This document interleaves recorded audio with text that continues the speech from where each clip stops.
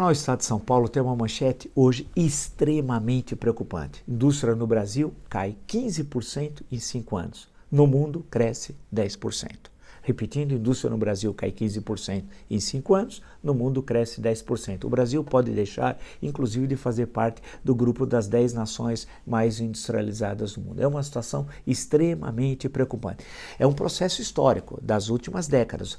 É bom lembrar que entre 1930, especialmente 1980, durante 50 anos, o grande momento de crescimento do Brasil, a indústria teve um papel fundamental, né, de modernização do Brasil e o papel da ação do Estado junto com a indústria. Ou o Estado tendo presença de empresas estatais diretamente na economia, ou construindo uma infraestrutura que foi indispensável para o desenvolvimento industrial. Só que agora vivemos uma situação limite, né? Basta ver que do PIB do Brasil esse ano, cerca de 11% vai ser reservado à indústria, somente 11%, quando a indústria representou 1/4 do PIB. É uma situação extremamente preocupante e que tem de ser enfrentada, né, por esse governo. Só que o governo não tem política industrial.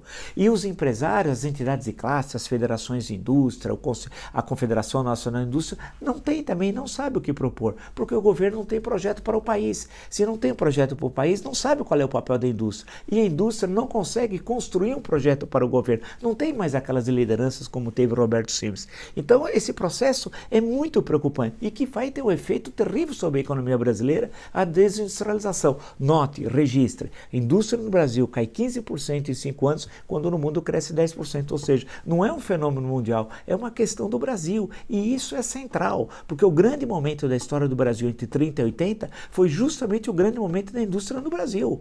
Então tem de enfrentar, as forças políticas têm de responder essa questão, as forças empresariais têm de responder a questão. Se o governo não consegue ter sequer uma política industrial, quanto mais pensar que vai ter um projeto para o país. Não tem projeto coisa alguma. O governo vive de ideias fatiadas da realidade brasileira, não consegue ter uma visão de totalidade. O ministro da Economia não conhece macroeconomia e a tendência vai ser cada vez mais a indústria representar cada vez menos no PIB brasileiro.